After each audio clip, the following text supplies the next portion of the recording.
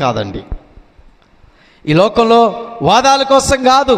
ఎందుకంటే ఈ లోకంలో మనిషి బతకటానికి, తినటానికి, ఉండటానికి, ప్రయాణించడానికి కావాల్సినటువంటి ఆర్థిక సపోర్ట్ ప్రతి వ్యక్తికి అవసరం.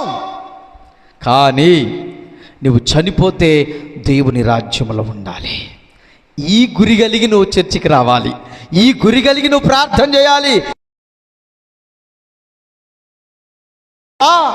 ఆయన సన్నిధికి పోతే నాకేదో దొరికిద్ది ఆయన అడావుడికి వచ్చినావు అనుకో, నువ్వు కింద ఏమి లేదు, నీకు ఏమి లేదు, కింద బండది ఏమి లేదు, పదునైన మట్టి లేదు. గనుక కొద్ది రోజులకి నువ్వేమైపోతావు, సంఘానికి రాలేవు, వెనకబడిపోతావు.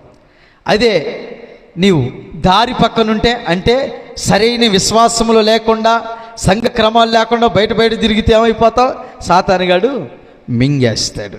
ఇక మూడవది, నువ్వు ఈ లోకంలో ధనం సంపాదించడం కోసం, ధనమే నా జీవితం, ఐవిక విచారముల చేత ధనం ఉంది కదా అని నిష్టానుసారంగా తిరగటానికి ప్రయత్నం చేస్తే నువ్వు పరిపక్వంగా తప్పివేయబడతావు.